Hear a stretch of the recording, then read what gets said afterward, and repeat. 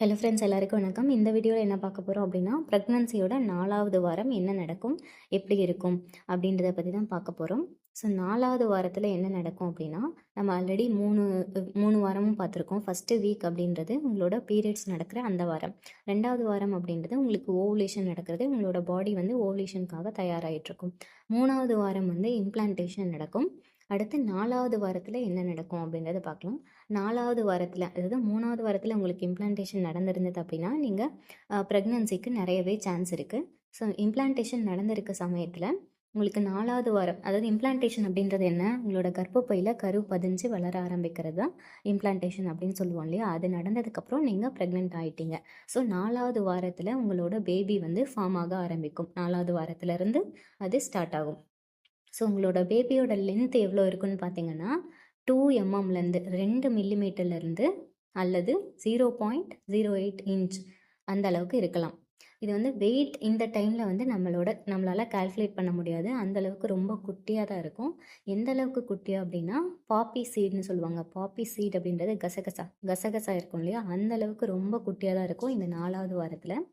So நம்மளோட measurement எல்லாமே இது வந்து அப்ராக்சிமேட்டான மெஷர்மெண்ட்ஸ் தான். ஸோ இந்த டைமில் என்ன ஆகும்னு பார்த்தீங்கன்னா, உங்களுக்கு வந்து உங்களோட பேபி அப்போது ஃபார்ம் ஆக ஆரம்பிக்கும்.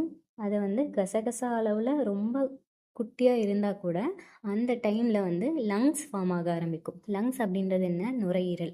நுரையீரல் வந்து இந்த டைமில் ஃபார்ம் ஆக ஸ்டார்ட் ஆகும். இது 26 வாரத்தில் நுரையீரல் வந்து ஃபுல்லி ஃபங்க்ஷனலாக ஆகிறதுக்கான, அதாவது மூச்சை உள்ளே இழுத்து வெளியே விடும் இல்லையா, அந்தளவுக்கு ரெடி ஆகிடும். ஆனாலும் அவங்களால ஃபுல்லாக ஃபங்க்ஷன் ஆக முடியாது. 36 வாரம் வரைக்கும் அவங்களால ஃபுல்லாக ஃபங்க்ஷன் ஆக முடியாது. ஆனால் லங்ஸ் வந்து ஃபுல்லாக ஃபார்ம் ஆகிடும். அடுத்து என்னன்னு பார்த்தீங்கன்னா, பிளாசண்டா அப்படின்றது நஞ்சுக்கொடி. உங்களுக்கு இம்ப்ளான்டேஷன் நடந்ததுக்கு அப்புறம் இந்த பிளாசண்டா வந்து உருவாக ஆரம்பிக்கும். பிளாசண்டா அப்படின்றது ஒரு ஆர்கன் மாதிரி, ஒரு உறுப்பு மாதிரி உள்ள ஃபார்ம் ஆக ஆரம்பிக்கும். இந்த பிளாசண்டா அப்படின்றது உங்களோட 4வது வாரத்தில் ஃபார்ம் ஆக ஆரம்பிக்கும். ஏன் அப்படின்னு பார்த்தீங்கன்னா, 3வது வாரத்தில் உங்களுக்கு இம்ப்ளான்டேஷன் நடக்குது, 4வது வாரத்தில் பிளாசண்டா ஃபார்ம் ஆக ஆரம்பிக்கும். இது 12 வாரத்தில் ஃபுல்லாகவே ஃபார்ம் ஆகிடும். 12 வாரம் அப்படின்றது 3 மாதம். 3 மாதத்தில் பிளாசண்டா நஞ்சுக்கொடி அப்படின்ற உறுப்பு வந்து ஃபுல்லாக ஃபார்ம் ஆகிடும். உங்களோட ப்ரெக்னன்சி ஃபுல்லாகவே த்ரூ அவுட் ப்ரெக்னன்சி 9 மாதம் 10 மாதம் வரைக்குமே, உங்களோட பேபி பிறக்கிற வரைக்குமே இது வந்து கொஞ்சம் கொஞ்சமாக க்ரோ ஆகிட்டுருக்கும்.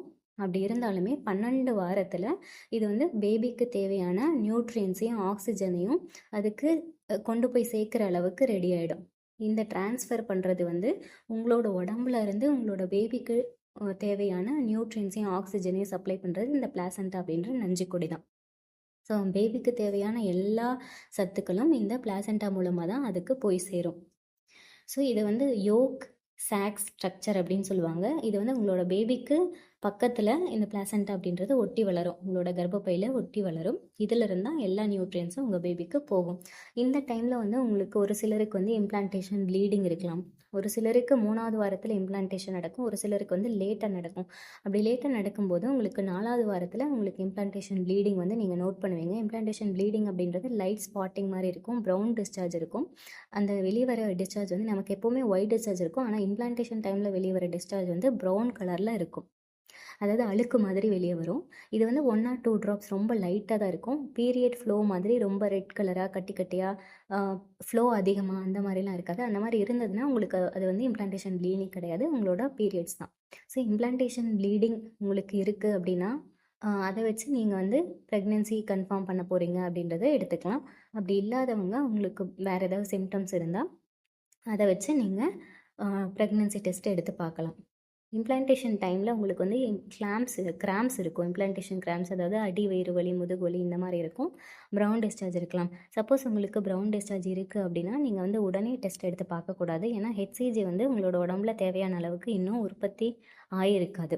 உற்பத்தியாக ஸ்டார்ட் ஆகிருக்கும் இம்ப்ளான்டேஷன் நடந்ததும், ஆனால் கிட்டில் டிடெக்ட் பண்ணக்கூடிய அளவுக்கு வந்திருக்காது. கிட்டில் டிடெக்ட் பண்ணணும் அப்படின்னா ஹெச்சிஜியோட அளவு வந்து 20லேருந்து 25 milli international units per milli litre, அதாவது 25 யூனிட்ஸ் இருக்கணும். அப்போ தான் கிட்டில் வந்து பாசிட்டிவ் காமிக்கும்.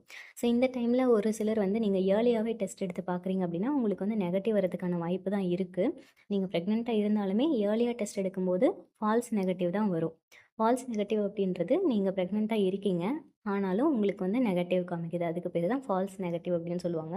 ஒரு சிலருக்கு வந்து லேசான கோடு வரலாம். இந்த லேசான கோடு வந்தா என்ன அர்த்தம் அப்படின்னா, ஹெச்சிஜி வந்து தேவையான அளவுக்கு இன்னும் வரல. உங்களோட கிட்ல டிடெக்ட் பண்ணக்கூடிய அளவுக்கு வரல. ஸோ, அதனால தான் லேசான கோடு வருது. லேசான கோடு வந்தாலும் நீங்க பிரெக்னன்ட் தான். பிரெக்னன்சி பாசிட்டிவ் தான்.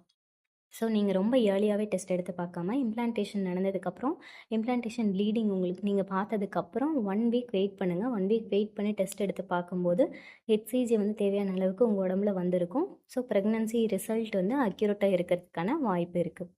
இந்த வீடியோ பார்த்த எல்லாருக்கும் ரொம்ப நன்றி. நம்ம சேனலை சப்ஸ்கிரைப் பண்ணிக்கோங்க. தேங்க்யூ.